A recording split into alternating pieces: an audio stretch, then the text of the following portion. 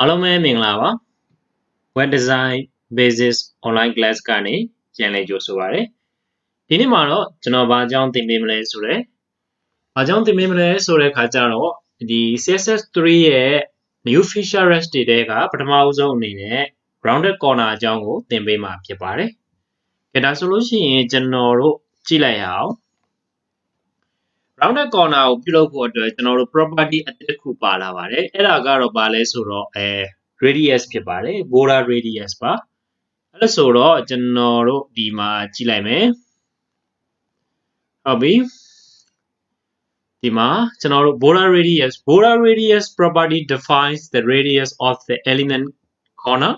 element ရဲ့ corner radius ကိုသတ်မှတ်ပေးတဲ့ defines လုပ်ပေးတဲ့ property ဖြစ်ပါတယ် border radius property က defines လုပ်ပေးပါတယ်No, this property allow you to add rounded corner to elementတွေကို rounded corner အဖြစ်ပြုလုပ်ပေးမှာဖြစ်ပါတယ် This property can head from 1 to 4 value ကျွန်တော်တို့ဒီ border radius က value အဖြစ်1 to 4ရှိပါတယ်တစ်ခုသတ်မှတ်လိုက်ရတယ်နှစ်ခုလည်းရတယ်သုံးခုလည်းရတယ်လေးခုလည်းရတယ်ဒါဆိုလေးခုကိုအရင်ကြည့်မယ် border radius ဆိုပြီးကျွန်တော်တို့ဒီမှာ pixel လေးတွေနဲ့ပေးလိုက်တယ်15 pixel 15 pixel 50 pixel 30 pixel 5 pixel ဆိုပြီးတော့ကျွန်တော်တို့ရှိတယ် first value apply to top left corner ပထမ value ကဘယ်ကိုသွားပြီးတော့ apply လုပ်တာလဲဆိုတော့ဒီကိုသွားပြီးတော့ apply လုပ်တယ်နော်ပြီးလို့ရှိရင် second value 50ကကြတော့ apply to top right corner ညာဘက် corner 50ဆိုတော့ဒီမှာ50ကိုခောက်ချရတာနော် rounded လုပ်တာနောက်ပြီးလို့ရှိရင်ကျွန်တော်တို့ that value apply to the bottom right corner နဲ့ bottom right corner ဒီဘက် corner ကိုကျွန်တော်တို့30ဆိုတဲ့အတွက်ဒီမှာ30 pixel လောက်ထားတယ် fourth value apply to the bottom left ကျွန်တော်တို့ corner ဒါဆိုလို့ရှိရင်ဒီလိုစရတယ်ပေါ့1 2 3 4ဟုတ်ပြီဒါတန်ဖိုး၄ခုသတ်မှတ်တယ်အကယ်3တန်ဖိုး3ခုပဲသတ်မှတ်မယ်ဆိုလို့ရှိရင်ရော15 50 30ဒါဆိုလို့ရှိရင်တော့ကျွန်တော်တို့က15ကတော့ထုံးစံအတိုင်းပဲကျွန်တော်တို့ top left corner ကိုသတ်မှတ်တယ် second value ကကြတော့ကျွန်တော်တို့ကကြတော့သူကဒီပုံမှန်အားဖြင့်ဆိုလို့ရှိရင်တော့ top right corner ကို value က apply လုပ်မှာဖြစ်ပါတယ်ဒါပေမဲ့ကျွန်တော်တို့မှာသူ့ရဲ့တန်ဖိုးမရှိတဲ့အတွက်သူက value ကို share လုပ်ပြီးတော့ဒီနှစ်ခုကို apply လုပ်သွားမှာဖြစ်ပါတယ်ဒါကြောင့်မို့လို့ top right and bottom left ဆိုပြီးတော့ဒါ apply လုပ်သွားတာဖြစ်ပါတယ်နော်ဒါအဲ့လိုလေးမှတ်ပေးပါ and that value applying to the bottom right corner here so two value ဆိုလို့ရှိရင်တော့two value border radius 50ဆိုရင်တော့ရှင်းသွားပြီဆောင်းနာကလေးကဒီမှာပြောခဲ့ပြီသူ့အတွက်အမိုးမရှိဘူးဆိုလို့ရှိရင် value က share ပြီးသုံးရတယ်ဒီမှာ15ဆိုလို့ရှိရင်ပထမ value က top left and bottom right here like that okay and then second value applies to top right and bottom left like that okay so 15 15 50 50ဒါဆိုလို့ရှိရင်1 value ဆိုလို့ရှိရင်1 value ဆိုလို့ရှိရင်တော့ဒီ corner ၄ခုစလုံးကိုเนาะကျွန်တော်တို့ down ၄တောင်စလုံးကိုကျွန်တော်တို့ကတန်ဖိုးတစ်ခုတည်းအတူတူ apply လုပ်သွားမှာဖြစ်ပါတယ်ဒါကတော့ border radius ရဲ့အဓိပ္ပာယ်နဲ့အသုံးပြုပုံကိုရှင်းပြတာဖြစ်ပါတယ်ဒါပြီးရင်လက်တွေ့လုပ်ကြည့်ကြမယ် okay ဟုတ်ပြီဒါဆိုလို့ရှိရင်ကျွန်တော်တို့လက်တွေ့လုပ်ကြမယ်ဆိုတော့ဒီမှာကျွန်တော်ဒီ paragraph ဆိုပြီးတော့ဒါမျိုးလေးကျွန်တော်လုပ်လိုက်တယ်လုပ်လိုက်ပြီးတဲ့အခါမှာကျွန်တော်တို့ id ဆိုပြီးတော့ကျွန်တော်တို့ corner r corner 1 r corner 2ဆိုပြီးတော့ကျွန်တော်လုပ်လိုက်တယ် and then 3ဆိုပြီးကျွန်တော်လုပ်လိုက်တယ်ဒီဘက်မှာကျတော့ value ကိုကျွန်တော်တို့ကနေပြီးတော့ CSS ရဲ့ style ကိုသတ်မှတ်မှာပေါ့နော်ဒါကတော့ဒါ HTML ဘက်မှာဒီလိုလေးကျွန်တော်တို့လုပ်လိုက်ပြီကျွန်တော်တို့က HTML ထဲမှာပဲတခါတည်းလုပ်ရှင်နေဆိုလို့ရှိရင်လည်းလုပ်လို့ရပါတယ်ဘာလို့မှလဲကျွန်တော်တို့ရဲ့ header ထဲမှာ style ဆိုတာကိုထည့်ပြီးတော့တခါတည်းလုပ်သွားလို့ရပါတယ်ဟုတ်ပြီဒါဆိုလို့ရှိရင်ကိုကြိုက်တာသုံးတော့ဒီ header ထဲမှာ style ထည့်ပြီးသုံးလဲရတယ် link ချိန်ပြီးတော့သုံးလဲရတယ်အဲ့လိုဆိုလို့ရှိရင်ကျွန်တော်တို့ဒီမှာစပြီးတော့လုပ်လိုက်မယ် hash r corner 1နော်တို့ဒီလိုရှိမယ် r corner 1ပြီးလို့ရှိရင် bor ဒီက border radius ဆိုပြီးတော့ရှိတယ် border radius မှာကျွန်တော်1 value အရင်သတ်မှတ်လိုက်မယ်20ကျွန်တော်တို့ pixel ဖြစ်မယ်ပြီးလို့ရှိရင်back background ကျွန်တော်တို့ background ကိုကြတော့နော် background ဆိုတာရှိမယ် sorry background ဆိုတာရှိမယ်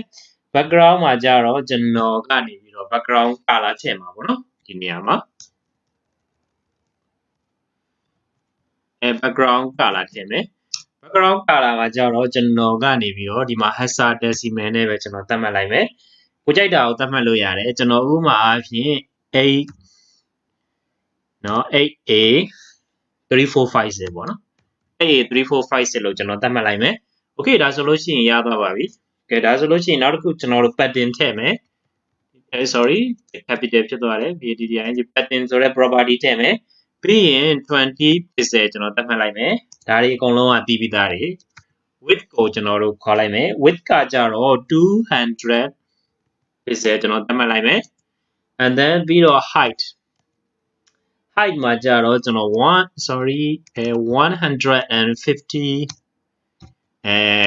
pixel သတ်မှတ်လိုက်မယ်ကဲဒါဆိုလို့ရှိရင်ကျွန်တော်တို့ corner တစ်ခုရပါပြီကျွန်တော်တို့လောက်တာမှန်ကျွန်တော်တို့open browser နဲ့လုပ်ကြည့်မယ်ကျွန်တော်တို့မှတဲ့တယ်မကြသေးဘူးပြန်ပြီးတော့ကြည့်မယ်ဒီမှာရသွားပြီနော်ကဲဒါဆိုလို့ရှိရင်ကျွန်တော် one value ဆိုတဲ့အခါကျတော့အကုန်လုံးကအတူတူပဲဒီမှာလေးဘက်လေးလံတူနေတာကိုတွေ့ရပါလိမ့်မယ် okay ဒါကျွန်တော် background color သတ်မှတ်လိုက်တဲ့အတွက် color ဖြစ်သွားပြီဟုတ်ပြီပြီးလို့ရှိရင်ကျွန်တော်တို့နောက်တစ်ခုလာမယ်နောက်တစ်ခုမှာဆိုလို့ရှိရင်တော့ကျွန်တော်နားလေးမှာဆိုရင်လို့ကျွန်တော် break tag လေးတွေသုံးလိုက်မယ်ဆိုရင်လို့ break tag လေးတွေသုံးလိုက်မယ်ကြိုတင်ကာကွယ်တဲ့အနေနဲ့ဟုတ်ပြီအဲ့ဒါပြီးလို့ရှိရင်ကျွန်တော်တို့ဒီနောက်တစ်ခုထပ်ပြီးတော့ style သတ်မှတ်မယ် r cor and here corner r corner 2ဆိုပြီးတော့ကျွန်တော်တို့သတ်မှတ်ခဲ့တဲ့ id လေးကို select မှတ်မယ် id selector နဲ့เนาะကျွန်တော်တို့နောက်ပြီးရင်ကျွန်တော်တို့ကနေပြီးတော့ဒီမှာဆောနာအတိုင်းပဲ border radius ရှိမယ် okay border radius ရှိမယ် border radius မှာဒီတစ်ခါကျွန်တော်တို့လုပ်ကြည့်ပေါ့เนาะကိုယ့်ကိုစမ်းပြီးတော့လုပ်ကြည့်လို့ရတယ်50 pixel လောက်လိုက်ရတယ်ဘာမှမဖြစ်ဘူး okay အမျိုးလေးလောက်လိုက်မယ်เนาะ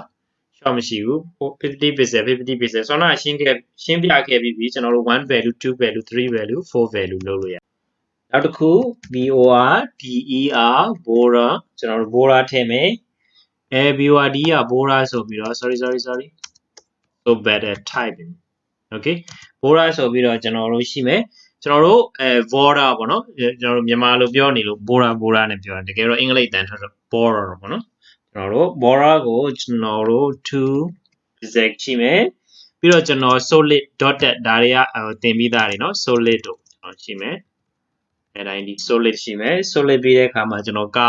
color သတ်မှတ်မယ် color မှာလည်းအပေါ်တက်ကဟာနဲ့အတူတူသတ်မှတ်လိုက်လို့ရတယ်เนาะ 8A 3456ဒါပဲသတ်မှတ်လိုက်တော့မယ်အလွယ်တကူဟုတ်ပြီအဲဆိုလို့ရှိရင်ရပြီကျွန်တော်တို့ pattern ထပ်ပြီးတော့လုပ်မယ် pattern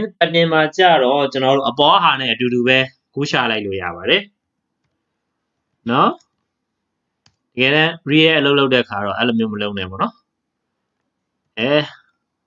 ဒါကတော့စာသင်တာဖြစ်တဲ့အတွက်ဒီတိုင်းကျွန်တော်အလွယ်တကူပဲကူးချလိုက်တယ်ဒါဆိုလို့ရှိရင်ပြီးသွားပြီနံပါတ်1ပြီးသွားပြီကျွန်တော်တို့နံပါတ်3ကိုသွားမယ်နံပါတ်3မှာလည်းအဲ့လိုပဲ r cor and here r corner 3ဟုတ်ပြီပြီးလို့ရှိရင်ကျွန်တော်တို့ border radius ဟုတ်ပြီ border radius property ရှိမယ် border radius property မှာလည်းဆောနာပြောသလိုပဲကိုကြိုက်တာသတ်မှတ်မယ်ကျွန်တော်ဒီတစ်ခါမှာတော့3ခုသတ်မှတ်လိုက်မယ်25 pixel 30 pixel and 50 pixel เนาะဘယ်လိုရုပ်ထွက်လာမလဲတော့ပြီးမှပဲကြည့်လိုက်တော့ဟုတ်ပြီလောလောဆယ်အရင်ဦးဆုံးကိုကအရင်စော်လိုက်ပြီဟုတ်ပြီလားအပေါ်ဟာလေးတွေပြန်ပြီးတော့ copy ကူးလိုက်မယ်ဟုတ်ပြီဒါဆိုလို့ရှိရင်ဒီအထိကတော့အတူတူပဲကျွန်တော်တို့ဒီတစ်ခါနောက်ဆုံးတစ်ခုမှာဘာလုပ်မလဲဆိုတော့ဒီ background image ဆိုပြီးတော့ပုံထည့်ပြမယ် background image ဟုတ်ပြီ background image ဆိုပြီးတော့ကျွန်တော်တို့ဘာလာမလဲ URL လာမယ် background image ရဲ့ URL လာမယ်ကျွန်တော်တို့ရဲ့ project ထဲကပုံလေးတစ်ပုံကိုထည့်လိုက်ပေါ့နော် web design ဆိုတာရှိမယ်အဲ့ဒီမှာဥပမာအဖြစ် bootstrap ပေါ့ဗျာကျွန်တော် bootstrap ပုံလေးထည့်လိုက်မယ် bootstrap တော့ sorry ပုံမျိုးစားပါပါလိမ့်မေ့သွားပြီပြန်ကြည့်လိုက်မယ် bootstrap က png မျိုးစားတယ် okay ရပြီ bootstrap.png okay ရပြီဒါဆိုလို့ရှိရင်ကျွန်တော်တို့ရဲ့ project လေးဒါဆိုလို့ရှိရင်ရပြီ background image ထည့်လိုက်မယ်ပြီးလို့ရှိရင်ကျွန်တော်တို့အဆင်ပြေပြီလားကြည့်လိုက်မယ် open browser နဲ့မပေါ်သေးဘူးခဏဟုတ်ပြီဘာဖြစ်လို့လဲဆိုတော့ကျွန်တော်ဒီနားမှာစာရိုက်တာအရန်တော်လွန်းတဲ့အတွက် R ဆိုတာကြံခဲ့တယ်ဒါကြောင့်မလို့မရတာပြီးရင်တော့ပြန်ပြီးတော့ refresh လုပ်ကြည့်လိုက်ပေါ်လိုက်မယ်ဟောဒီမှာရသွားပြီ okay ဒီမှာဆိုလို့ရှိရင်ပထမတစ်ခုကကြတော့ကျွန်တော်တို့ background color နဲ့ရှိမယ်ပြီးလို့ရှိရင်ဒီမှာvalue 1 value ဒီမှာဆိုလို့ရှိရင်2 value ရှိမယ်ဒီမှာဆိုလို့ရှိရင်ကျွန်တော်တို့3 value နဲ့ကျွန်တော်လုပ်ထားတယ်เนาะဒီမှာတွေ့လိုက်မယ်ဒါပုံလေးပေါ့เนาะဒါကျွန်တော်တို့ပုံထည့်ပြီးတော့လည်းလုပ်လို့ရတယ်အဲ့ဒါမှာကျွန်တော်တို့ background ကို positioning တွေပါတယ်အမှတ်ရှင်နေဆိုလို့ရှိရင်အမှတ်လို့ရသေးတယ်နောက်ပြီးလို့ရှိရင် basic background repeat ဆိုတဲ့ property လေးကျွန်တော်ထည့်လိုက်မယ် background repeat မှာ no repeat okay ပြီးလို့ရှိရင်ပြန် refresh လုပ်လိုက်မယ်ဟောဒါဆိုလို့ရှိရင်တော့ရသွားပြီ repeat မဖြစ်တော့ okay ဟုတ်ပါပြီဒါကတော့ကျွန်တော်တို့ဒီနေ့ဒါ rounded corner CSS 3နဲ့ပြုလုပ်ပုံအကြောင်းကိုရှင်းပြပေးခဲ့တာဖြစ်ပါတယ်အားလုံးပဲနားလည်လိမ့်မယ်လို့ထင်ပါတယ်ကျေးဇူးတင်ပါတယ်